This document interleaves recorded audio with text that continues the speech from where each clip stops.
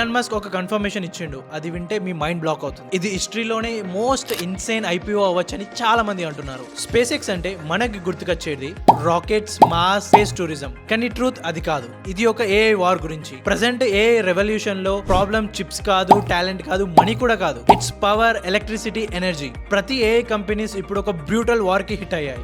Oracle ఒక quarter లో $12 billion ఖర్చు చేసింది జస్ట్ డేటా సెంటర్స్ కోసం.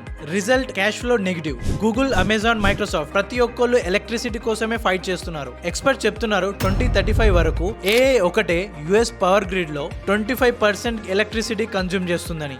సింపుల్ గా చెప్పాలంటే అసలు ఎర్త్ లో పవర్ సరిపోవట్లేదు. అందుకే ఎలాన్ లాజికల్ గా ఆలోచించాడు, ఎర్త్ లో పవర్ లేకపోతే ఎర్త్ నే స్కిప్ చేద్దామని. స్పేస్ ఎక్స్ ఇప్పుడు స్పేస్ లో ఏఐ డేటా సెంటర్ ప్లాన్ చేస్తుంది. స్పేస్ లో 24/7 సోలార్ పవర్, ల్యాండ్ ఇష్యూస్ ఉండవు, పర్మిషన్స్ ఉండవు, just launch. Think about it. Elon దగ్గర రాకెట్స్ ఉన్నాయి, శాటిలైట్స్ ఉన్నాయి, లాంచ్ ఇన్ఫ్రా కూడా ఉంది. ఇప్పుడు ఏఐ కంపెనీ కూడా ఉంది. మిగతా కంపెనీస్ అన్ని పర్మిషన్ తీసుకోవాల్సి ఉంటుంది. మన ఎలాన్ జస్ట్ ఒక రాకెట్ లాంచ్ చేస్తాడు అంతే. మెయిన్ పాయింట్ ఏంటంటే స్పేస్ ఎక్స్ ఇప్పుడు జస్ట్ ఒక రాకెట్ కంపెనీ కాదు, ఇది నెక్స్ట్ 50 years కి కంప్యూటింగ్ ఇన్ఫ్రాస్ట్రక్చర్ లేయర్. ఒకవేళ ఇది వర్కౌట్ అవుతే ప్రతి AI company Elon Musk customer అయిపోతాడు. ఇదంతా చూస్తుంటే ఈ ఏఐ రేస్ లో ఎలాన్ జస్ట్ ఒక రేస్ చేయట్లేదు, ట్రాక్ నే ఓన్ చేస్తున్నాడు.